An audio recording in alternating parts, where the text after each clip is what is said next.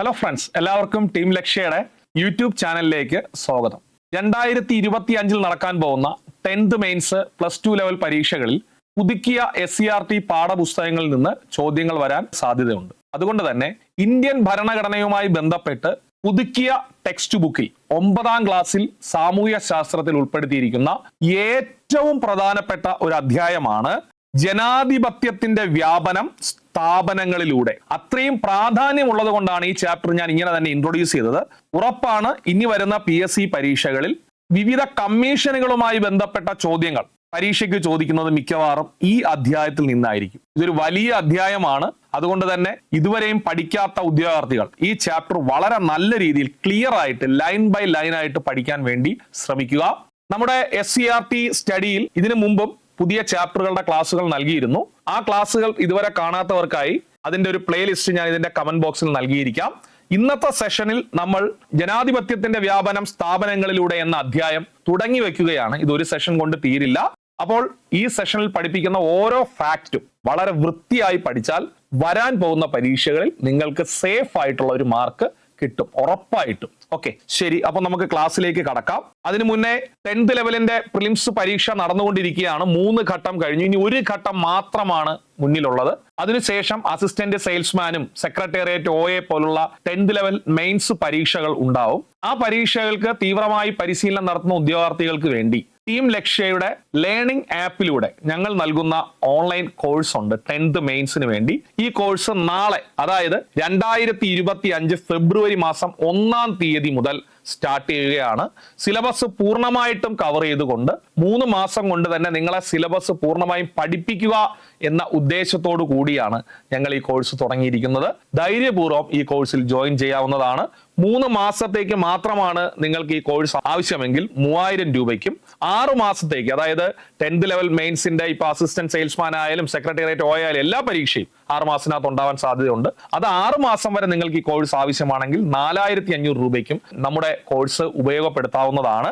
YouTube ക്ലാസ്സുകൾ എടുക്കുന്ന നമ്മുടെ ലക്ഷ്യയുടെ ഓഫ്ലൈൻ ക്യാമ്പസിൽ ക്ലാസ്സുകൾ എടുക്കുന്ന അതേ അധ്യാപകർ തന്നെയാണ് ഈ ക്ലാസ്സുകളും കൈകാര്യം ചെയ്യുന്നത്. അതുകൊണ്ട് തന്നെ യൂട്യൂബിൽ നൽകിയിരിക്കുന്ന ക്ലാസ്സുകൾ കാണുക.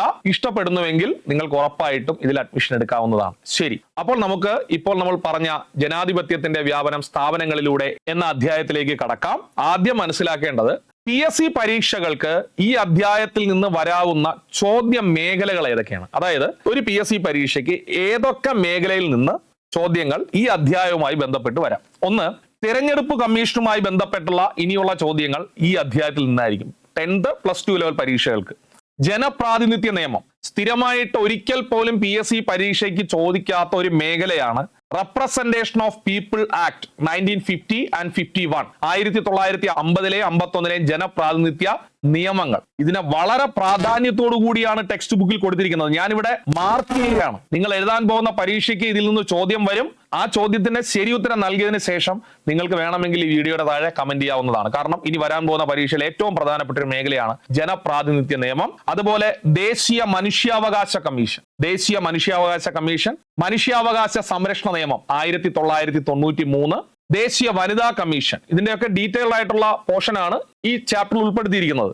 സ്ത്രീധന നിരോധന നിയമം 1961, ദേശീയ ന്യൂനപക്ഷ commission, the national commission for minorities, ദേശീയ പട്ടികജാതി പട്ടികവർഗ കമ്മീഷനുകൾ, national commission for scheduled caste and scheduled tribe, ദേശീയ പിന്നാക്ക വിഭാഗ commission, national commission for backward class. ഇത്രയും മേഖലകൾ ഉൾപ്പെടുത്തിക്കൊണ്ടുള്ള വളരെ വലിയൊരു ചാപ്റ്റർ ആണ് 9ാം ക്ലാസ്സിലെ ഈ അധ്യായം. അതുകൊണ്ട് ഇനി PSC പരീക്ഷകളിൽ ഞാൻ ഇപ്പോൾ ചൂണ്ടിക്കാണിച്ച മേഖലകളില്ലേ, ഈ മേഖലകളിൽ നിന്ന് 10th +2 ലെവൽ പരീക്ഷകളിൽ ചോദ്യകർത്താവ് ചോദ്യം സെലക്ട് ചെയ്യുന്നത് ഈ അധ്യായത്തിൽ നിന്നാണ് എന്ന് ഉറപ്പായിരിക്കും. അതുകൊണ്ട് നന്നായി ഈ അധ്യായം പഠിക്കുക. നമ്മൾ അതിന്റെ ഒരു തുടക്കം മാത്രമാണ് ഈ സെഷനിൽ ഇടുന്നത്. ആപ്പിലൂടെ നമ്മൾ പൂർണ്ണമായിട്ടും ക്ലാസ്സുകൾ കവർ ചെയ്യുന്നുണ്ട്. അതിന് പുറമെ ആപ്പ് എടുത്ത് പഠിക്കാൻ സാധിക്കാത്ത ഉദ്യോഗാർത്ഥികളുണ്ടല്ലോ, അവർക്ക് വേണ്ടി വളരെ പ്രധാനപ്പെട്ട ചില മേഖലകൾ നമ്മൾ യൂട്യൂബിലൂടെ നൽകുന്നുണ്ട്. ഓക്കെ, ഈ ചാപ്റ്ററിൽ ആദ്യം പരാമർശിക്കുന്ന ഭരണഘടനാ സ്ഥാപനമാണ് തെരഞ്ഞെടുപ്പ് കമ്മീഷൻ അഥവാ ഇലക്ഷൻ കമ്മീഷൻ. PSC പരീക്ഷകളിൽ ഏറ്റവും പ്രധാനപ്പെട്ട ഒരു മേഖലയാണെന്ന് നിങ്ങൾക്ക് അറിയാം. ഈ SCERTയിൽ ഇതിനെക്കുറിച്ച് പറയുന്ന മേഖല മാത്രമേ നമ്മളിവിടെ ഡിസ്കസ് ചെയ്യുന്നുള്ളൂ. ചോദ്യം തയ്യാറാക്കുന്ന ആളുടെ കണ്ണിൽപ്പെടുന്ന ആദ്യത്തെ വസ്തുത നമ്മുടെ കേന്ദ്ര തെരഞ്ഞെടുപ്പ് കമ്മീഷന്റെ ആസ്ഥാനം എവിടെയാണെന്നുള്ളതാണ്. ബേസ് ആയിട്ടുള്ള ചോദ്യമാണ്. ന്യൂഡൽഹിയിലാണ് കേന്ദ്ര ഇലക്ഷൻ കമ്മീഷന്റെ ആസ്ഥാനം. അതിന്റെ പേര് നിർവാചൻ സദൻ എന്നാണ്. നിർവാചൻ സദൻ. അപ്പോൾ തെരഞ്ഞെടുപ്പ് കമ്മീഷന്റെ ആസ്ഥാനം എവിടെയാണെന്ന് ചോദിച്ചാൽ ന്യൂഡൽഹിയാണ്. നിർവാചൻ സദൻ, ന്യൂഡൽഹിയിലെ നിർവാചൻ സദനാണ് തെരഞ്ഞെടുപ്പ് കമ്മീഷന്റെ ആസ്ഥാനം. ഇനി എന്താണ് ഇന്ത്യയെ പോലുള്ള ഒരു ജനാധിപത്യ രാജ്യത്തിൽ തെരഞ്ഞെടുപ്പ് കമ്മീഷന്റെ പ്രാധാന്യം? നമുക്ക് എല്ലാവർക്കും അറിയാം, ലോകത്തിലെ ഏറ്റവും വലിയ ജനാധിപത്യ രാജ്യമാണ് ഇന്ത്യ. അതുകൊണ്ട് തന്നെ നിഷ്പക്ഷവും നീതിപൂർവവുമായ ഒരു തെരഞ്ഞെടുപ്പ് നടത്താൻ അധികാരമുള്ള ഒരു സ്ഥാപനം ഇന്ത്യയിൽ ആവശ്യമാണ്. ആ ഉത്തരവാദിത്വം നിറവേറ്റുന്ന ഭരണഘടനാ സ്ഥാപനമാണ് തെരഞ്ഞെടുപ്പ് കമ്മീഷൻ. അതായത് കൃത്യമായി ടെക്സ്റ്റ് ബുക്കിൽ കൊടുത്തിരിക്കുന്നു, ഇങ്ങനെ തന്നെയായിരിക്കും നിങ്ങളുടെ ചോദ്യ പേപ്പറിലും വരുന്നത്, നീതിപൂർവവും നിഷ്പക്ഷവുമായ തെരഞ്ഞെടുപ്പ് ഉറപ്പുവരുത്തുന്നതിന് സ്വതന്ത്രവും ആധികാരികവുമായ ഒരു സംവിധാനം അനിവാര്യമാണ്. ഓക്കെ, ഇന്ത്യയിൽ ഈ ഉത്തരവാദിത്വം നിർവഹിക്കുന്ന ഭരണഘടനാ സ്ഥാപനമാണ് തെരഞ്ഞെടുപ്പ് കമ്മീഷൻ അഥവാ ഇലക്ഷൻ കമ്മീഷൻ ഓഫ് ഇന്ത്യ. ഇനി ടെക്സ്റ്റ് ബുക്കിൽ കൊടുത്തിരിക്കുന്ന വസ്തുതകൾ. 1 മാർക്ക് ഉറപ്പ് എന്നാണ് ഞാൻ ഹെഡിങ് നൽകിയിരിക്കുന്നത്. കാരണം ഇതിൽ നിന്ന് ചോദ്യം വരുമെന്ന് അത്രയും ഉറപ്പുണ്ട്. ആദ്യം നമ്മൾ പഠിക്കുക, ഓൾറെഡി ഡിസ്കസ് ചെയ്ത് തന്നെയാണ്, തെരഞ്ഞെടുപ്പ് കമ്മീഷന്റെ ആസ്ഥാനം നിർവാചൻ സദൻ ന്യൂഡൽഹി. എഴുതി പഠിക്കുക, ഒരു 10 തവണ എഴുതി പഠിക്കുക. നിർവാചൻ സദൻ ന്യൂഡൽഹിയാണ്. കൃത്യമായി മനസ്സിലാക്കിക്കൊള്ളുക, ഇന്ത്യയിലെ കേന്ദ്ര ഇലക്ഷൻ കമ്മീഷൻ എന്ന് പറയുന്നത് ഒരു ഭരണഘടനാ സ്ഥാപനമാണ്. ചിലപ്പോൾ ആദ്യമായിട്ട് PSC പഠിക്കുന്നവരൊക്കെ ഈ ക്ലാസ് കേൾക്കുന്നുണ്ടാവും. അവർ ആദ്യമായിട്ട് ഈ വാക്ക് കേൾക്കുന്നു. ഭരണഘടനാ സ്ഥാപനം എന്താണ്? സിമ്പിൾ ആയിട്ട് ഇങ്ങനെ പഠിക്കുക. ഒരു സ്ഥാപനത്തിന്റെ രൂപീകരണം, ആ സ്ഥാപനത്തിന്റെ ഘടന, ആ സ്ഥാപനത്തിന്റെ പ്രവർത്തനം എന്നിവ പരാമർശിച്ചിരിക്കുന്നത് ഇന്ത്യയുടെ ഭരണഘടനയിലാണെങ്കിൽ അത്തരം സ്ഥാപനങ്ങളെ നമ്മൾ വിളിക്കുന്നത് ഭരണഘടനാ സ്ഥാപനങ്ങൾ എന്നാണ്. ഒന്നുകൂടി, ഒരു സ്ഥാപനത്തിന്റെ രൂപീകരണം, ഒരു സ്ഥാപനത്തിന്റെ ഘടന, ഒരു സ്ഥാപനത്തിന്റെ പ്രവർത്തനം എന്നിവ പ്രതിപാദിക്കുന്നത് ഇന്ത്യയുടെ ഭരണഘടനയിലാണെങ്കിൽ അത്തരം സ്ഥാപനങ്ങളെ നമ്മൾ വിളിക്കുന്നത് ഭരണഘടനാ സ്ഥാപനങ്ങൾ എന്നാണ്. സോ ഇന്ത്യൻ ഭരണഘടനയിലെ അനുച്ഛേദം 324, ശ്രദ്ധിക്ക്, ഇന്ത്യൻ ഭരണഘടനയിലെ ആർട്ടിക്കിൾ 324 പ്രകാരം 1950 ജനുവരി 25-നാണ് ഇന്ത്യൻ തെരഞ്ഞെടുപ്പ് കമ്മീഷൻ നിലവിൽ വന്നത്. അതുകൊണ്ട് നമുക്ക് മനസ്സിലാവും ഭരണഘടനയ്ക്കകത്താണ് ഇലക്ഷൻ കമ്മീഷനെ കുറിച്ച് പറയുന്നത്. സോ ഇലക്ഷൻ കമ്മീഷൻ ഒരു ഭരണഘടനാ സ്ഥാപനമാണ്. അപ്പോൾ തെരഞ്ഞെടുപ്പ് കമ്മീഷന്റെ ആസ്ഥാനം നിർവാചൻ സദൻ ന്യൂഡൽഹി. ഭരണഘടനയുടെ അനുച്ഛേദം 324 പ്രകാരമാണ് രൂപീകരിച്ചത്. 1950 ജനുവരി 25-നാണ് തെരഞ്ഞെടുപ്പ് കമ്മീഷൻ നിലവിൽ വന്നത്. ഈ തെരഞ്ഞെടുപ്പ് കമ്മീഷനിലെ അംഗങ്ങൾ ആരൊക്കെ? പരീക്ഷയ്ക്ക് ചോദിക്കും. മുഖ്യ തെരഞ്ഞെടുപ്പ് കമ്മീഷണറും 2 കമ്മീഷണർമാരും ചേർന്നതാണ് തെരഞ്ഞെടുപ്പ് കമ്മീഷൻ. അതായത് പ്രസ്താവന രീതിയിൽ ചോദ്യം വരും. നിങ്ങളുടെ ചോദ്യ പേപ്പറിൽ ഞാനിപ്പോ എഴുതിയിരിക്കുന്നത് ഇങ്ങനെ പ്രസ്താവന രീതിയിൽ ഉണ്ടാവും. മുഖ്യ തെരഞ്ഞെടുപ്പ് കമ്മീഷണറും 2 തെരഞ്ഞെടുപ്പ് കമ്മീഷണർമാരും ചേർന്നതാണ് നിലവിലെ തെരഞ്ഞെടുപ്പ് കമ്മീഷൻ. രാഷ്ട്രപതിയാണ് ഇവരെ നിയമിക്കുന്നത്. തെരഞ്ഞെടുപ്പ് കമ്മീഷണർമാരെ നിയമിക്കുന്നത് രാഷ്ട്രപതിയാണ്. 6 വർഷമോ അല്ലെങ്കിൽ 65 വയസ്സോ വരെയോ ആണ് കമ്മീഷൻ അംഗങ്ങളുടെ ഔദ്യോഗിക കാലാവധി. 6 വർഷം അല്ലെങ്കിൽ 65 വയസ്സ്. ഇംപീച്ച്മെന്റിലൂടെ മാത്രമേ മുഖ്യ തെരഞ്ഞെടുപ്പ് കമ്മീഷണറെ തൽസ്ഥാനത്ത് നിന്ന് നീക്കം ചെയ്യാൻ സാധിക്കൂ. അപ്പൊ മുഖ്യ തെരഞ്ഞെടുപ്പ് കമ്മീഷണറെ നീക്കം ചെയ്യുന്നത് എന്ത് പ്രോസസ്സിലൂടെയാണ്? ഇംപീച്ച്മെന്റ്. PSC പഠിക്കുന്ന ഉദ്യോഗാർത്ഥികളെ സംബന്ധിച്ച് ഇംപീച്ച്മെന്റ് എന്നൊക്കെ പറഞ്ഞാൽ മനസ്സിലാവും. പക്ഷെ ആദ്യമായിട്ട് പഠിക്കുന്ന ഒരു സ്കൂളിലെ വിദ്യാർത്ഥിയാണെങ്കിലോ PSC ഉദ്യോഗാർത്ഥിയാണെങ്കിലോ ഈ വാക്കിൽ തട്ടി അവിടെ നിൽക്കും. എന്താണ് ഇംപീച്ച്മെന്റ്? അതുകൊണ്ട് നമുക്ക് ബേസ് ആയിട്ട് ആ കാര്യം മനസ്സിലാക്കാം. വളരെ ബേസ് ആയിട്ടാണ്, ഡീറ്റെയിൽഡ് സ്റ്റഡിയിലോട്ട് ഒന്നും പോകുന്നില്ല. ടെക്സ്റ്റ് ബുക്കിൽ തന്നെ കൃത്യമായി കൊടുത്തിരിക്കുന്നു എന്താണ് ഇംപീച്ച്മെന്റ്. ഇംപീച്ച്മെന്റ് എന്നാൽ ഭരണഘടനാ പദവികളിൽ ഇരിക്കുന്ന വ്യക്തികളെ, പൂർണ്ണമായിട്ട് ശ്രദ്ധിക്കണേ, പ്രസ്തുത സ്ഥാപനങ്ങളിൽ നിന്നും പാർലമെന്ററി നടപടിക്രമങ്ങളിലൂടെ പുറത്താക്കുന്ന പ്രക്രിയയാണ് ഇംപീച്ച്മെന്റ് എന്നറിയപ്പെടുന്നത്. അതായത് ഭരണഘടനാ പദവിയിൽ ഇരിക്കുന്ന election commissioner, Indian president, supreme കോടതി ചീഫ് ജസ്റ്റിസ് തുടങ്ങിയ പദവികളെ പാർലമെന്റ് നടപടിക്രമങ്ങളിലൂടെ, ഇന്ത്യൻ പാർലമെന്റ് നടപടിക്രമങ്ങളിലൂടെ ആ സ്ഥാനത്തിരിക്കുന്നവരെ പുറത്താക്കും. ആ പ്രോസസിന്റെ പേരാണ് ഇംപീച്ച്മെന്റ്. സ്കൂളിലെ കുട്ടികൾക്ക് പഠിക്കാൻ വേണ്ടി കൊടുത്തിരിക്കുന്നതാണ്. ഭരണഘടനാ പദവികളിൽ ഇരിക്കുന്ന വ്യക്തികളെ പ്രസ്തുത സ്ഥാനങ്ങളിൽ നിന്നും പാർലമെന്റ് നടപടിക്രമങ്ങളിലൂടെ പുറത്താക്കുന്ന പ്രക്രിയ എന്തു പേരിൽ അറിയപ്പെടുന്നു? സിമ്പിൾ, എന്താണ്? ഇംപീച്ച്മെന്റ്. ഈ ഇംപീച്ച്മെന്റ് പ്രോസസ്സിലൂടെ തന്നെയാണ് മുഖ്യ തെരഞ്ഞെടുപ്പ് കമ്മീഷണറെ നീക്കം ചെയ്യുന്നത്. അതാണ് നമ്മൾ ഇപ്പോൾ പഠിച്ച സ്റ്റേറ്റ്മെന്റിൽ കൊടുത്തിരുന്നത്. ഇംപീച്ച്മെന്റിലൂടെ മാത്രമേ മുഖ്യ തെരഞ്ഞെടുപ്പ് കമ്മീഷണറെ തൽസ്ഥാനത്ത് നിന്നും നീക്കം ചെയ്യാൻ സാധിക്കൂ. കേന്ദ്രഭരണ പ്രദേശങ്ങളിലും സംസ്ഥാനങ്ങളിലും തെരഞ്ഞെടുപ്പ് കമ്മീഷൻ പ്രവർത്തനങ്ങൾ ഏകോപിപ്പിക്കുന്നത് ചീഫ് ഇലക്ടറൽ ഓഫീസറാണ്. അതായത് കേന്ദ്ര ഇലക്ഷൻ കമ്മീഷൻ ആണല്ലോ പ്രവർത്തിക്കുന്നത്. കേന്ദ്ര ഇലക്ഷൻ കമ്മീഷന് വേണ്ടി സംസ്ഥാനങ്ങളിൽ പ്രവർത്തിക്കുന്ന ഓഫീസർമാർ ആരാണ്? Chief electoral officer. നിങ്ങൾ സംസ്ഥാന തെരഞ്ഞെടുപ്പ് കമ്മീഷണർ എന്ന് എഴുതല്ലേ, നിങ്ങളുടെ മാർക്ക് പോവും. കേന്ദ്ര ഇലക്ഷൻ കമ്മീഷന് വേണ്ടി സംസ്ഥാനങ്ങൾ പ്രവർത്തിക്കുന്നത് ആരെന്ന് ചോദിച്ചാൽ ചീഫ് ഇലക്ട്രൽ ഓഫീസർ ആണ്, ചീഫ് ഇലക്ട്രൽ ഓഫീസർ. അപ്പോൾ SCRT-യിൽ നിന്ന് നിങ്ങൾക്ക് 1 മാർക്ക് ഉറപ്പ് നൽകുന്ന പോയിന്റിലേക്ക് ഒന്നുകൂടി കടക്കാം. കൃത്യമായി പഠിക്ക്, വ്യക്തമായി പഠിക്ക്. തെരഞ്ഞെടുപ്പ് കമ്മീഷന്റെ ആസ്ഥാനം നിർവാചൻ സദൻ, ന്യൂഡൽഹി. ഭരണഘടനയുടെ അനുച്ഛേദം 324 പ്രകാരം 1950 ജനുവരി 25-നാണ് ഇന്ത്യൻ തെരഞ്ഞെടുപ്പ് കമ്മീഷൻ നിലവിൽ വന്നത്. മുഖ്യ തെരഞ്ഞെടുപ്പ് കമ്മീഷണറും 2 കമ്മീഷണർമാരും ചേരുന്നതാണ് നിലവിലെ തെരഞ്ഞെടുപ്പ് കമ്മീഷൻ. രാഷ്ട്രപതിയാണ് അവരെ നിയമിക്കുന്നത്. 6 വർഷമോ അല്ലെങ്കിൽ 65 വയസ്സോ, എഴുതി പഠിക്കുക, 6 വർഷമോ അല്ലെങ്കിൽ 65 വയസ്സോ വരെയാണ് അവരുടെ കാലാവധി. ഇംപീച്ച്മെന്റിലൂടെ മാത്രമേ മുഖ്യ തെരഞ്ഞെടുപ്പ് കമ്മീഷണറെ തൽസ്ഥാനത്ത് നീക്കാൻ സാധിക്കൂ. കേന്ദ്രഭരണ പ്രദേശങ്ങളിലും സംസ്ഥാനങ്ങളിലും ഇന്ത്യൻ തെരഞ്ഞെടുപ്പ് കമ്മീഷന് വേണ്ടി പ്രവർത്തിക്കുന്ന ഓഫീസറാണ് ചീഫ് ഇലക്ട്രൽ ഓഫീസർമാർ എന്നറിയപ്പെടുന്നത്. ഇനി 9ാം ക്ലാസ്സിലെ ടെക്സ്റ്റ് ബുക്കിൽ കൃത്യമായി കൊടുത്തിരിക്കുന്നു തെരഞ്ഞെടുപ്പ് കമ്മീഷന്റെ ചുമതലകൾ എന്തൊക്കെ. അപ്പൊ നിങ്ങളോട് PSC പരീക്ഷയ്ക്ക് എന്താണ് ചോദ്യം? താഴെ കൊടുത്തിരിക്കുന്നവയിൽ തെരഞ്ഞെടുപ്പ് കമ്മീഷന്റെ ചുമതലകൾ എന്തൊക്കെയാണ്? ശ്രദ്ധിച്ചോ. വോട്ടർ പട്ടിക തയ്യാറാക്കൽ, തിരിച്ചറിയൽ കാർഡ് ലഭ്യമാക്കൽ, അതുപോലെ രാഷ്ട്രപതി, ഉപരാഷ്ട്രപതി, ലോക്സഭ, രാജ്യസഭ, സംസ്ഥാന നിയമസഭാംഗങ്ങൾ എന്നിവരുടെ തെരഞ്ഞെടുപ്പിനുള്ള മേൽനോട്ടം നടത്തുന്നതിനുള്ള നിയന്ത്രണം. പഠിപ്പിക്കുമ്പോൾ പൂർണ്ണമായിട്ട് ശ്രദ്ധിച്ചില്ലെങ്കിൽ നിങ്ങൾക്ക് തെറ്റും. ഇപ്പൊ ഞാൻ പഠിപ്പിക്കുന്നത് എന്താണെന്ന് ഒന്നുകൂടി വ്യക്തമായി മനസ്സിലാക്കുക. കേന്ദ്ര ഇലക്ഷൻ കമ്മീഷൻ, കേന്ദ്ര ഇലക്ഷൻ കമ്മീഷന്റെ ചുമതലയാണ്. നമ്മൾ സ്ഥിരമായിട്ട് കേൾക്കുന്ന മറ്റൊരു ഇലക്ഷൻ കമ്മീഷൻ ഉണ്ട്, ശ്രദ്ധിക്കുക, സംസ്ഥാന election commission.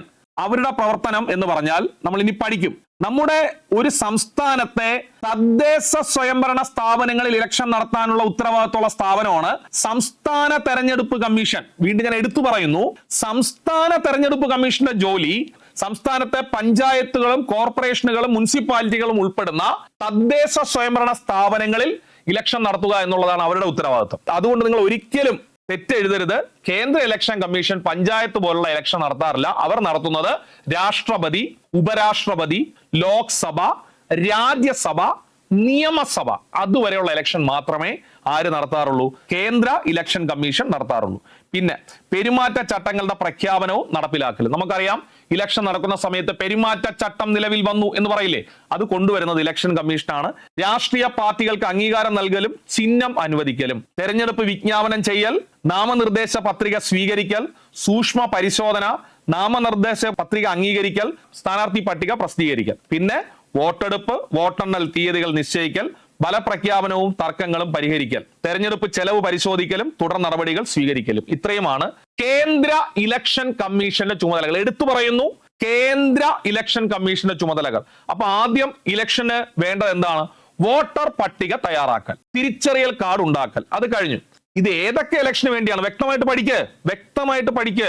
Lok Sabha election, Rajya Sabha election, രാഷ്ട്രപതി ഇലക്ഷൻ, ഉപരാഷ്ട്രപതി ഇലക്ഷൻ, സംസ്ഥാന നിയമസഭാംഗങ്ങളുടെ ഇലക്ഷൻ. അതിൽ നമ്മൾ ഒഴിവാക്കിയ ഇലക്ഷൻ ഏത്? സംസ്ഥാനത്തെ തദ്ദേശ സ്വയംഭരണ സ്ഥാപനങ്ങളുടെ ഇലക്ഷൻ. അത് നടത്തുന്നത് സംസ്ഥാന ഇലക്ഷൻ കമ്മീഷനാണ്. പിന്നെ പെരുമാറ്റച്ചട്ടങ്ങളുടെ പ്രഖ്യാപനവും നടപ്പിലാക്കലും, രാഷ്ട്രീയ പാർട്ടികൾക്ക് അംഗീകാരം കൊടുക്കൽ, അവർക്ക് ചിഹ്നം അനുവദിക്കൽ. പിന്നെ അറിയാലോ, തെരഞ്ഞെടുപ്പിന്റെ വിജ്ഞാപനം പുറപ്പെടുവിക്കും, നാമനിർദ്ദേശക പത്രിക സ്വീകരിക്കും, അത് പരിശോധിക്കും, അതുപോലെ നാമനിർദ്ദേശക പത്രിക അംഗീകരിക്കും, അതുപോലെ തന്നെ സ്ഥാനാർത്ഥി പട്ടിക പ്രസിദ്ധീകരിക്കുകയും ചെയ്യും. പിന്നെ വോട്ടെടുപ്പ് തീയതി, വോട്ടെണ്ണൽ തീയതി നിശ്ചയിക്കും, ഫല പ്രഖ്യാപനം നടത്തും, അതിന്റെ തർക്കങ്ങൾ പരിഹരിക്കും, തെരഞ്ഞെടുപ്പിൽ ഓരോ പാർട്ടിയും ചെലവഴിച്ച ചെലവ് കണ്ടെത്തും. ചെലവ് ഇലക്ഷൻ കമ്മീഷൻ നിർദ്ദേശിച്ചതിനേക്കാൾ മുകളിലാണെങ്കിൽ അവർക്കെതിരെ നടപടികൾ സ്വീകരിക്കുകയും ചെയ്യും. ഇത് ഞാൻ ഇവിടെ മാർക്ക് ചെയ്യുന്നു, ഇമ്പോർട്ടന്റ് ആണ്. ഭാവിയിലെ പരീക്ഷകളിലെ ഏറ്റവും ഇമ്പോർട്ടന്റ് ആയ മേഖലയാണ് തെരഞ്ഞെടുപ്പ് കമ്മീഷനും ചുമതലകളും.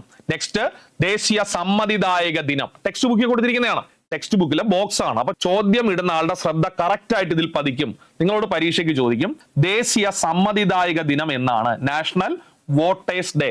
വൃത്തിയായി പഠിക്കണം, പുതിയ കുട്ടികളെല്ലാം എഴുതി പഠിക്കുക, പരീക്ഷയ്ക്ക് ചോദിക്കും. ജനുവരി 25-നാണ് ദേശീയ സമ്മതിദായക ദിനമായി ആചരിക്കുന്നത്. നമ്മുടെ നാഷണൽ വോട്ടേഴ്സ് ഡേ എന്നാണ് ജനുവരി 25. അത് ഒരുവിധപ്പെട്ട PSC പഠിക്കുന്ന എല്ലാ ഉദ്യോഗാർത്ഥികൾക്കും അറിയാം. എന്നാൽ നിങ്ങൾ മസ്റ്റായി പഠിച്ചിരിക്കുക, എന്നു മുതലാണ് ദേശീയ സമ്മതിദായക ദിനമായി ആചരിച്ചു തുടങ്ങിയത്? 2011 മുതൽ. വ്യക്തമായി ശ്രദ്ധിക്കുക, 2011 മുതലാണ് ജനുവരി 25 നാഷണൽ വോട്ടേഴ്സ് ഡേ ആയി ആചരിച്ചു തുടങ്ങിയത്. 2011 മുതലാണ് ജനുവരി 25 നാഷണൽ വോട്ടേഴ്സ് ഡേ ആയി ആചരിച്ചു തുടങ്ങിയത്. എന്തുകൊണ്ടാണ് നാഷണൽ വോട്ടേഴ്സ് ഡേ ആയിട്ട് ജനുവരി 25 തെരഞ്ഞെടുത്തത്? അത് സിമ്പിൾ ആണ്, നമ്മളിപ്പോ പഠിച്ചതാണ്. 1950 ജനുവരി 25 തെരഞ്ഞെടുപ്പ് കമ്മീഷൻ നിലവിൽ വന്നത്. തെരഞ്ഞെടുപ്പ് കമ്മീഷന്റെ സ്ഥാപക ദിനം എന്ന നിലയിലാണ് ജനുവരി 25 ദേശീയ സമ്മതിദായക ദിനമായി ആചരിക്കാൻ തീരുമാനിച്ചത്. രാജ്യത്തെ എല്ലാ വോട്ടർമാരെയും തെരഞ്ഞെടുപ്പ് പ്രക്രിയയിൽ സജീവ പങ്കാളിയാക്കുന്നതിനും സമ്മതിദായക അവകാശം വിനിയോഗിക്കുന്നതിന് പ്രോത്സാഹിപ്പിക്കുന്നതിനുമാണ് ദേശീയ സമ്മതിദായക ദിനം ആചരിക്കുന്നത്. അപ്പൊ കൃത്യമായി പഠിക്കുക. നാഷണൽ വോട്ടേഴ്സ് ഡേ ജനുവരി 25 2011 മുതൽ ആചരിക്കുന്നു. 1950 ജനുവരി 25 ഇലക്ഷൻ കമ്മീഷൻ നിലവിൽ വന്ന ദിവസമായതുകൊണ്ടാണ് ജനുവരി 25 ദേശീയ സമ്മതിദായക ദിനമായി ആചരിക്കുന്നത്. ക്ലിയർ ആണ്. നെക്സ്റ്റ്, ടെക്സ്റ്റ് ബുക്കിൽ വളരെ വളരെ പ്രാധാന്യത്തോട് കൊടുത്തിരിക്കുന്നതാണ് ഇലക്ട്രോണിക് വോട്ടിംഗ് മെഷീൻ, EVM. ഇത് ടെക്സ്റ്റ് ബുക്കിൽ ഒരു ബോക്സ് ആണ് കേട്ടോ. ഞാനിവിടെ മാർക്ക് ചെയ്യുന്നു ഇമ്പോർട്ടന്റ്. ഇനി വരുന്ന പരീക്ഷകളിലെ ഇമ്പോർട്ടന്റ് ചോദ്യം ഇതിൽ നിന്ന് വരും, EVM എന്ന്. അപ്പൊ ആദ്യം മനസ്സിലാക്കുക, ഇലക്ട്രോണിക് വോട്ടിംഗ് മെഷീൻ വരുന്നതിന് മുമ്പ് ഇവിടെ ബാലറ്റ് പേപ്പറിലൂടെയാണ് ഇലക്ഷൻ നടത്തിയിരുന്നത്. ആ ബാലറ്റ് പേപ്പറിന്റെ ഉപയോഗം പലതരത്തിലുള്ള തെരഞ്ഞെടുപ്പ് കുറ്റകൃത്യങ്ങൾക്ക് കാരണമാവുകയും അതുപോലെ തന്നെ ചെലവും കൂടുതലായിരുന്നു. അത് മാത്രമല്ല സുതാര്യവുമല്ലായിരുന്നു. അതിന് പകരം, അതായത് ബാലറ്റ് പേപ്പറിന് പകരം EVM എന്ന ഇലക്ട്രോണിക് വോട്ടിംഗ് മെഷീൻ കൊണ്ടുവന്നത് തെരഞ്ഞെടുപ്പ് പ്രക്രിയ സുതാര്യമാക്കുന്നതിനും തെരഞ്ഞെടുപ്പുമായി ബന്ധപ്പെട്ടുള്ള കുറ്റകൃത്യങ്ങൾ തടയുന്നതിനുമാണ്. EVMന്റെ പൂർണ്ണരൂപമാണ് electronic voting machine. Electronic voting machine ആദ്യമായി പരീക്ഷണാടിസ്ഥാനത്തിൽ നടപ്പിലാക്കിയത് എവിടെ? ഇമ്പോർട്ടന്റ് ചോദ്യം. ടെക്സ്റ്റ് ബുക്കിൽ ബോക്സിനകത്ത് കൊടുത്തിരിക്കുന്നു ഇമ്പോർട്ടന്റ് ചോദ്യം. 1982 കേരളത്തിലെ പറവൂർ നിയമസഭാ മണ്ഡലത്തിലാണ്. ഇത് ഇത്രയും ഇമ്പോർട്ടന്റ് ആണ്. 1982 പറവൂർ നിയമസഭാ മണ്ഡലം, 1982 പറവൂർ നിയമസഭാ മണ്ഡലത്തിലാണ് ആദ്യമായിട്ട് EVM പരീക്ഷണാടിസ്ഥാനത്തിൽ ഉപയോഗിക്കുന്നത്. എന്നാൽ 2004 പാർലമെന്റ് ഇലക്ഷനിൽ, പൂർണ്ണമായിട്ട് ശ്രദ്ധിക്കുക, 2004 പാർലമെന്റ് ഇലക്ഷനിൽ ഇന്ത്യയിലെ 543 പാർലമെന്റ് മണ്ഡലങ്ങളിൽ, ലോക്സഭാ മണ്ഡലങ്ങളിലും EVM ഉപയോഗിച്ചു. എന്നാൽ പരീക്ഷണാടിസ്ഥാനത്തിൽ എന്ന് ഇമ്പോർട്ടന്റ് ചോദ്യം, 1982 പറവൂരിലാണ് പരീക്ഷണാടിസ്ഥാനത്തിൽ ഇത് നടപ്പിലാക്കിയത്. ഇലക്ട്രോണിക് വോട്ടിംഗ് മെഷീന് പ്രധാനമായും 2 യൂണിറ്റുകളാണുള്ളത്. 2 യൂണിറ്റ്. ഒന്ന് ബാലറ്റ് യൂണിറ്റ്, നമ്മൾ വോട്ട് ചെയ്യുന്ന യൂണിറ്റ് ആണ് ബാലറ്റ് യൂണിറ്റ്. എന്നാൽ തെരഞ്ഞെടുപ്പ് ഉദ്യോഗസ്ഥർ കൺട്രോൾ ചെയ്യുന്ന ഒരു യൂണിറ്റ് ഉണ്ടല്ലോ, അത് കൺട്രോൾ യൂണിറ്റ് എന്നറിയപ്പെടും. അപ്പൊ പ്രധാനമായിട്ട് 2 യൂണിറ്റ് ആണ്. ഒന്ന് കൺട്രോൾ യൂണിറ്റും 2 ബാലറ്റ് യൂണിറ്റും. എന്നാൽ വോട്ടർമാർ രേഖപ്പെടുത്തുന്ന വോട്ടുകൾ കൃത്യമായിട്ട് തന്നെയാണോ രേഖപ്പെടുത്തുന്നതെന്ന് അറിയാൻ EVMലെ ഒരു സംവിധാനം കൂടെ അവർ അനുബന്ധമായി നൽകിയിട്ടുണ്ട്. അതിന്റെ പേര് VVPAT എന്നാണ്. എല്ലാവർക്കും അറിയാം VVPAT. VVPATന്റെ പൂർണ്ണരൂപം ഇനിയുള്ള പരീക്ഷകളിൽ പ്രതീക്ഷിക്കാം. എഴുതിയെടുത്ത് പഠിച്ചോളേ. എഴുതിയെടുത്ത് വൃത്തിയായി പഠിക്കുക. നിങ്ങളുടെ ക്വസ്റ്റ്യൻ പേപ്പറിൽ ഇതിന്റെ പൂർണ്ണരൂപം ചോദിക്കും, എക്സാമിന് ചോദിക്കും. VVPATന്റെ പൂർണ്ണരൂപം VV voter verified paper audit trail എന്നാണ്. VVPATന്റെ പൂർണ്ണരൂപം എന്താണ്? Voter verified paper audit trail എന്നാണ്. Voter verified paper audit trail പരീക്ഷയ്ക്ക് ചോദിക്കും. ഇലക്ട്രോണിക് വോട്ടിംഗ് മെഷീനിലെ സുതാര്യത ഉറപ്പുവരുത്തുന്നതിന് വേണ്ടിയാണ് VVPAT എന്ന സംവിധാനം കൊണ്ടുവന്നിട്ടുള്ളത്. പരീക്ഷയ്ക്ക് ചോദിക്കേ, voter verified paper audit trail എന്നാണ് ഇതിന്റെ പൂർണ്ണരൂപം. എന്താണ് EVMന്റെ ഉപയോഗം? നമുക്കറിയാം, വേഗത. വോട്ടിംഗ് മെഷീനിലൂടെ വോട്ടെടുപ്പ് നടത്തിയാൽ അതിന്റെ വോട്ടെണ്ണൽ പോലും എന്ത് വേഗത്തിലാണ് നടക്കുന്നത്. വേഗത ഏറ്റവും പ്രധാനപ്പെട്ട ഒരു കാര്യമാണ്. ചെലവ് കുറവാണ്. ബാലറ്റ് പേപ്പറിനേക്കാൾ നമുക്ക് ചെലവ് കുറവാണ് EVM ഉപയോഗിച്ചാൽ. അതുപോലെ ഫലപ്രഖ്യാപനം എന്താണ്? വളരെ സ്പീഡിൽ നടക്കും. ഇതാണ് ഇലക്ട്രോണിക് വോട്ടിംഗ് മെഷീൻ. ഇത് ടെക്സ്റ്റ് ബുക്കിൽ സ്കൂൾ കുട്ടികൾ അറിയാൻ വേണ്ടി വളരെ ഡീറ്റെയിൽഡ് ആയിട്ട് കൊടുത്തിട്ടുണ്ട്. PSC ഉദ്യോഗാർത്ഥികൾ മസ്റ്റ് ആയിട്ട് പഠിച്ചിട്ട് പോവുക.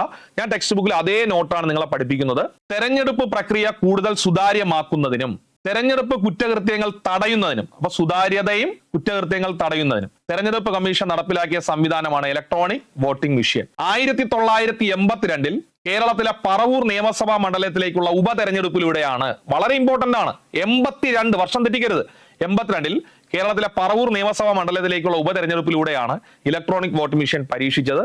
2004 പാർലമെന്റ് തെരഞ്ഞെടുപ്പിൽ 543 മണ്ഡലങ്ങളിലും EVM ഉപയോഗിച്ചു. ഇലക്ട്രോണിക് വോട്ടിംഗ് മെഷീനിൽ കൺട്രോൾ യൂണിറ്റ്, ബാലറ്റ് യൂണിറ്റ് എന്നീ 2 യൂണിറ്റുകളാണുള്ളത്. കൺട്രോൾ യൂണിറ്റും ബാലറ്റ് യൂണിറ്റും. സുതാര്യത ഉറപ്പുവരുത്തുന്നതിനായി voter verified paper audit trail VVPAT സംവിധാനം ഉൾപ്പെടുത്തിയിട്ടുണ്ട്. EVMന്റെ ഉപയോഗങ്ങൾ തെരഞ്ഞെടുപ്പ് പ്രക്രിയയുടെ വേഗത വർദ്ധിപ്പിക്കുക, ഫലപ്രഖ്യാപനം വേഗത്തിലാക്കുക, തെരഞ്ഞെടുപ്പ് ചെലവുകൾ കുറയ്ക്കുക. അതായത് തെരഞ്ഞെടുപ്പ് പ്രക്രിയയുടെ വേഗത വർദ്ധിപ്പിക്കുക, ഫലപ്രഖ്യാപനം വേഗത്തിലാക്കുക, തെരഞ്ഞെടുപ്പിന്റെ ചെലവുകൾ കുറയ്ക്കുക. EVM-നെ കുറിച്ച് വ്യക്തമായി പഠിച്ചിട്ട് പരീക്ഷയ്ക്ക് ചോദിക്കും. നെക്സ്റ്റ് നമുക്ക് പഠിക്കാനുള്ളത് 1950-ലെയും 51-ലെയും ജനപ്രാതിനിധ്യ നിയമങ്ങൾ. PSC പരീക്ഷകളിൽ അങ്ങനെ സർവ്വസാധാരണമായി കാണുന്ന ഒരു മേഖലയല്ല ഇത്. അതുകൊണ്ട് തന്നെ ഇതുവരെയും PSC പഠിച്ചിരുന്ന ഉദ്യോഗാർത്ഥികൾ ശ്രദ്ധിക്കാതെ പോയിട്ടുള്ള നിയമങ്ങളാണിത്.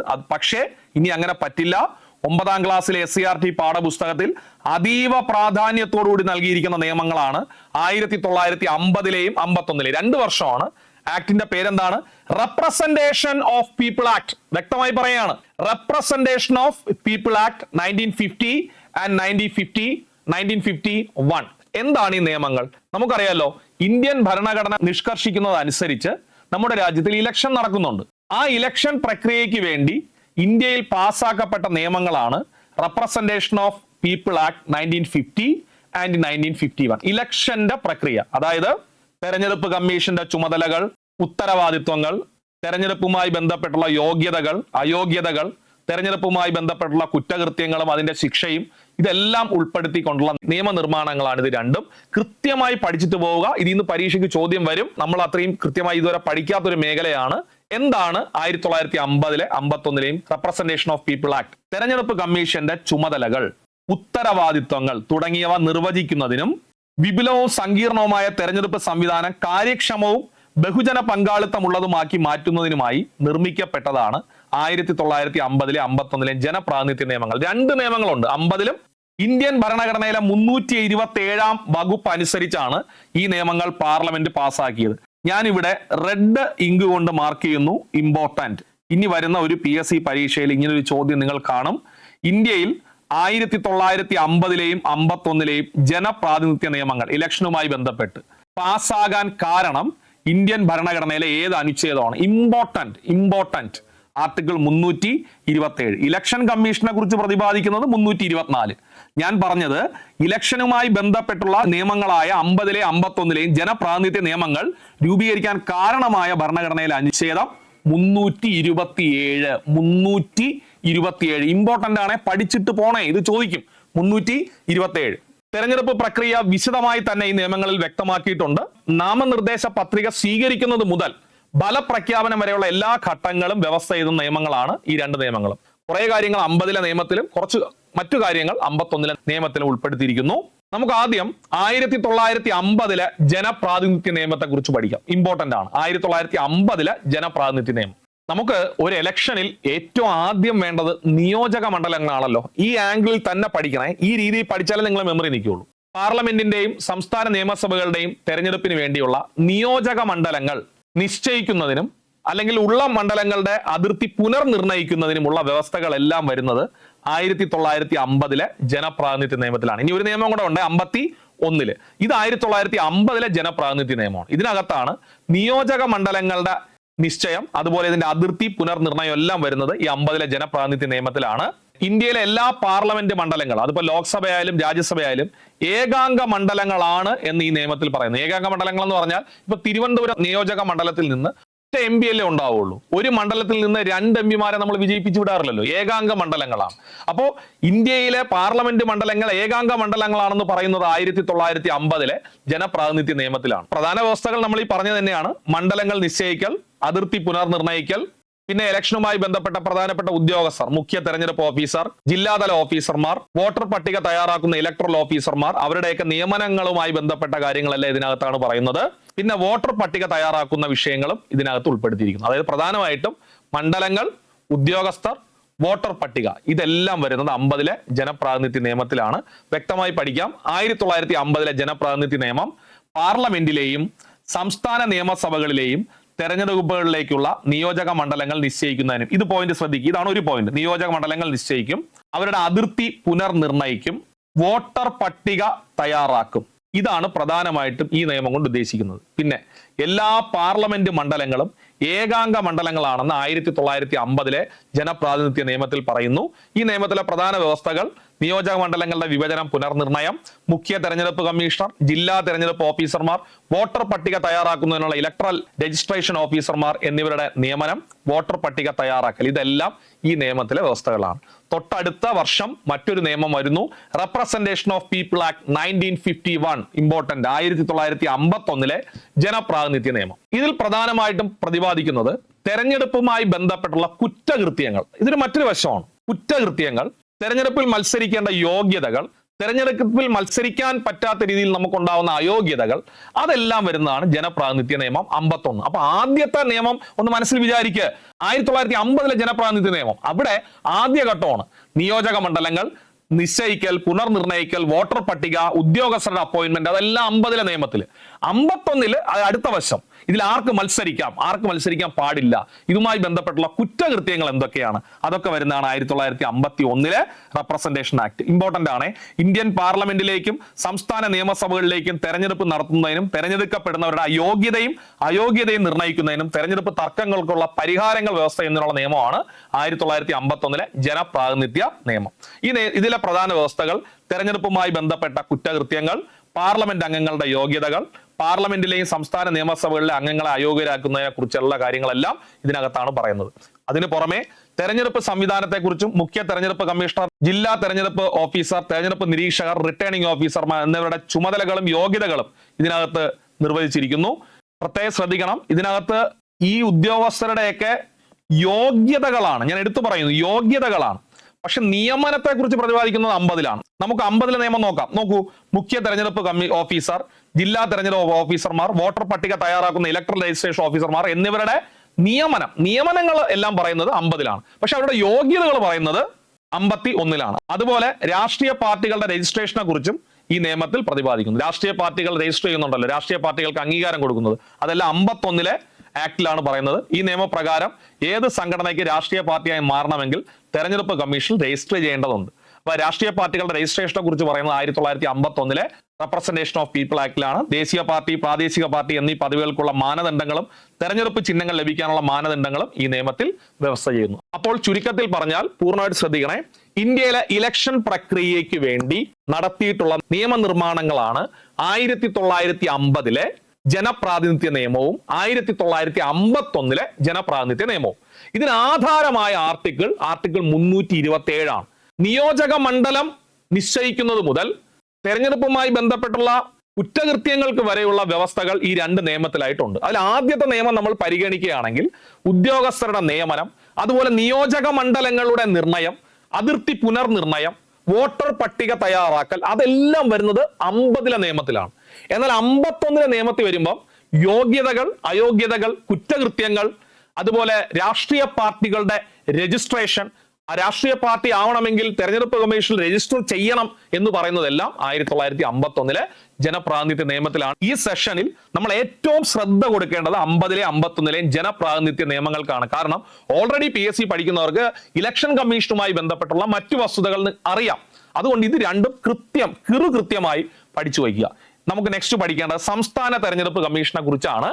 സംസ്ഥാന തെരഞ്ഞെടുപ്പ് കമ്മീഷൻ എന്ന് പറയുമ്പോൾ നിങ്ങൾ മനസ്സിലാക്കുക, ഇന്ത്യൻ ഭരണഘടനയിൽ 73, 74 ഭേദഗതികൾ നടന്നു, അമെൻമെന്റ്സ്. 73ാമത്തെ ഭേദഗതി പഞ്ചായത്ത് രാജ് നിയമം എന്നും 74ാം ഭേദഗതി നഗരപാലിക നിയമം എന്നും അറിയപ്പെടുന്നു. ഈ ഭേദഗതികളുടെ പ്രത്യേകത ഡീറ്റെയിൽ ആയിട്ട് പഠിക്കാനുള്ളതാണ്, പക്ഷെ ജസ്റ്റ് പറഞ്ഞു പോകുന്നേ ഉള്ളൂ. 73, 74 ഭേദഗതികളിലൂടെ ഇന്ത്യയിലെ പ്രാദേശിക ഗവൺമെന്റുകൾക്ക്, എന്താണ് പ്രാദേശിക ഗവൺമെന്റുകൾ? പഞ്ചായത്തും കോർപ്പറേഷനും മുനിസിപ്പാലിറ്റിയൊക്കെയാണ്. ആ പ്രാദേശിക ഗവൺമെന്റുകൾക്ക് ഭരണഘടനാ പദവി നൽകിയ ഭേദഗതികളാണ് 73ഉം 74. അതിൽ പഞ്ചായത്തുകൾക്ക് ഭരണഘടനാ പദവി 73, നഗരപാലികാ സ്ഥാപനങ്ങൾക്ക് 74. അങ്ങനെ 73, 74 ഭേദഗതികൾ വന്നപ്പോഴേ ശ്രദ്ധിച്ചു കേൾക്കണേ 73, 74 ഭേദഗതി വന്നപ്പോൾ അതിലൊരു കാര്യം നിശ്ചയിച്ചു. അതായത് തദ്ദേശ സ്വയംഭരണ സ്ഥാപനങ്ങളുടെ ഇലക്ഷൻ നടത്താൻ പ്രത്യേക ഒരു സ്ഥാപനം വേണം. തദ്ദേശ സ്വയംഭരണ സ്ഥാപനങ്ങളുടെ ഇലക്ഷൻ നടത്താൻ പ്രത്യേക ഒരു സ്ഥാപനം വേണം. അപ്പൊ ഓൾറെഡി ഇലക്ഷൻ നടത്തുന്ന ഒരു സ്ഥാപനമുണ്ട്. ഏത് സ്ഥാപനം? കേന്ദ്ര ഇലക്ഷൻ കമ്മീഷൻ. ആ സ്ഥാപനം ഇത് നടത്തണ്ട, പകരം പുതിയൊരു സ്ഥാപനം സംസ്ഥാന തലത്തിൽ വേണം. അങ്ങനെ രൂപീകരിച്ച സ്ഥാപനമാണ് സംസ്ഥാന തെരഞ്ഞെടുപ്പ് കമ്മീഷൻ. അപ്പൊ സംസ്ഥാന തെരഞ്ഞെടുപ്പ് കമ്മീഷൻ എന്തിനു വന്നു? പ്രാദേശിക ഗവൺമെന്റുകളിൽ ഇലക്ഷൻ നടത്താൻ മാത്രമാണ്. അപ്പൊ കേന്ദ്ര ഇലക്ഷൻ കമ്മീഷൻ ഇലക്ഷൻ നടത്തുന്നത് എന്തൊക്കെ? പ്രസിഡന്റ് ഇലക്ഷൻ, ഉപരാഷ്ട്രപതി election, Rajya Sabha election, Lok Sabha election ഉൾപ്പെടെയുള്ള ഇലക്ഷനാണ്. പിന്നെ നമ്മുടെ നിയമസഭാ ഇലക്ഷൻ. ഇത്രയുമാണ് കേന്ദ്ര ഇലക്ഷൻ കമ്മീഷൻ നടത്തുന്നത്. പ്രാദേശിക ഗവൺമെന്റുകൾ, നമ്മുടെ നാട്ടിലെ പഞ്ചായത്ത്, കോർപ്പറേഷൻ, മുനിസിപ്പാലിറ്റി, അതിന്റെയൊക്കെ ഇലക്ഷൻ നടത്തുന്നത് സംസ്ഥാന തെരഞ്ഞെടുപ്പ് കമ്മീഷനാണ്. അതാണ് ബേസിക് ആയിട്ട് ആദ്യം പഠിക്കാൻ. അപ്പൊ ടെക്സ്റ്റ് ബുക്കിൽ കൃത്യമായി കൊടുത്തിരിക്കുന്നു സംസ്ഥാന തെരഞ്ഞെടുപ്പ് കമ്മീഷൻ. കേന്ദ്ര തെരഞ്ഞെടുപ്പ് കമ്മീഷനെ കൂടാതെ ശ്രദ്ധിക്കണേ, ഓരോ സംസ്ഥാനങ്ങളിലും സംസ്ഥാന തെരഞ്ഞെടുപ്പ് കമ്മീഷനുകൾ ഉണ്ട്. അപ്പൊ ചോദ്യം അടുത്തത്, 73, 74 ഭരണഘടനാ ഭേദഗതികളിലൂടെയാണ് സംസ്ഥാന തെരഞ്ഞെടുപ്പ് കമ്മീഷൻ നിലവിൽ വന്നത്. ഭരണഘടനയുടെ 2 ആർട്ടിക്കിൾ 243K, 243ZA എന്നീ ആർട്ടിക്കിൾ പ്രകാരമാണ് സംസ്ഥാന തെരഞ്ഞെടുപ്പ് കമ്മീഷൻ രൂപീകരിച്ചത്. 243K, 243ZA ഈ ആർട്ടിക്കിൾ പ്രകാരമാണ് രൂപീകരിച്ചത്. തദ്ദേശ സ്വയംഭരണ സ്ഥാപനങ്ങളിലേക്കുള്ള വോട്ടർ പട്ടിക തയ്യാറാക്കൽ, തെരഞ്ഞെടുപ്പിന് മേൽനോട്ടം വഹിക്കൽ, നിയന്ത്രണ ചുമതലകൾ തുടങ്ങിയവ സംസ്ഥാന തെരഞ്ഞെടുപ്പ് കമ്മീഷനുകൾ നിർവഹിക്കുന്നു. തദ്ദേശ സ്വയംഭരണ സ്ഥാപനങ്ങളുടെ അംഗങ്ങളുടെ സംവരണ സ്ഥാനങ്ങൾ നിശ്ചയിക്കുന്നതും കമ്മീഷനാണ്. ഓക്കെ, കേരള സംസ്ഥാന തെരഞ്ഞെടുപ്പ് കമ്മീഷൻ നിലവിൽ വന്നത് 1993 ഡിസംബർ 3. ഇനി വരുന്ന ഒരു പരീക്ഷയിൽ ഈ ചോദ്യം പ്രതീക്ഷിക്കാം. കേരള സംസ്ഥാന തെരഞ്ഞെടുപ്പ് കമ്മീഷൻ നിലവിൽ വന്നത് 1993 ഡിസംബർ 3 കേരള സംസ്ഥാന തെരഞ്ഞെടുപ്പ് കമ്മീഷൻ. സംസ്ഥാന തെരഞ്ഞെടുപ്പ് കമ്മീഷൻ ഏതു കാര്യം മാത്രമേ ചെയ്യുന്നുള്ളൂ? സംസ്ഥാനത്ത് പ്രാദേശിക ഗവൺമെന്റുകളുടെ ഇലക്ഷൻ നടത്തുന്നു. 73, 74 ഭേദഗതികളിലൂടെയാണ് സംസ്ഥാന ഇലക്ഷൻ കമ്മീഷനുകൾ രൂപീകരിക്കപ്പെട്ടത്. 2 ആർട്ടിക്കിൾ പ്രകാരം 243Kയും 243ZAയും. കേരള സംസ്ഥാന ഇലക്ഷൻ കമ്മീഷൻ നിലവിൽ വന്നത് 93 ഡിസംബർ 3 പിന്നെ ഇലക്ഷൻ കമ്മീഷനുമായി ബന്ധപ്പെട്ട് സ്കൂൾ കുട്ടികൾക്ക് വേണ്ടി വ്യക്തമായ ഒരാളുടെ പിക്ചർ നൽകിയിരിക്കുന്നു. അതാരാണെന്ന് ടെക്സ്റ്റ് ബുക്കിൽ നൽകിയിരിക്കുന്നു. സുകുമാർ സെൻ എന്ന ആളുടെ കുറിച്ചാണ്. ആരാണ്? ഇന്ത്യയിലെ ആദ്യത്തെ മുഖ്യ തെരഞ്ഞെടുപ്പ് കമ്മീഷണർ ആരായിരുന്നു? സുകുമാർ സെൻ. സ്ഥിരമായിട്ടുള്ള PSC ചോദ്യം തന്നെയാണ്. ടെക്സ്റ്റ് ബുക്കിൽ ഇദ്ദേഹത്തിന്റെ ഫോട്ടോയോടൊപ്പമാണ് ഇപ്പോഴത്തെ പുതിയ ടെക്സ്റ്റ് ബുക്ക് പ്രസിദ്ധീകരിച്ചിരിക്കുന്നത്. അതുകൊണ്ട് ഇനിയും ആവർത്തിക്കും, ഇന്ത്യയിലെ ആദ്യത്തെ കേന്ദ്ര തെരഞ്ഞെടുപ്പ് കമ്മീഷണർ ആര്? ഉത്തരം മറന്നുപോലെ, സുകുമാർ സെൻ. ഉത്തരം സുകുമാർ സെൻ. ഓക്കെ, അപ്പോ ചുരുങ്ങിയ ഒരു സമയത്തിനുള്ളിൽ നമ്മൾ ഈ ചാപ്റ്ററിലെ ഒരു പ്രധാനപ്പെട്ട ഭാഗം കംപ്ലീറ്റ് ചെയ്തു. ഇലക്ഷൻ കമ്മീഷൻ, EVM, ജനപ്രാതിനിധ്യ നിയമങ്ങൾ, സംസ്ഥാന തെരഞ്ഞെടുപ്പ് കമ്മീഷൻ എന്നിവ. ഇനി ഈ ചാപ്റ്ററിൽ ഒരുപാട് കാര്യങ്ങൾ പഠിക്കാനുണ്ട്. വളരെ പ്രധാനപ്പെട്ട മേഖലകൾ യൂട്യൂബിലൂടെ നൽകാൻ ശ്രമിക്കാം. എല്ലാവിധ ആശംസകളും. നന്നായി പഠിക്കുക. ഇതിൽ നിന്ന് ഉറപ്പായിട്ട് ചോദ്യം വരും. താങ്ക്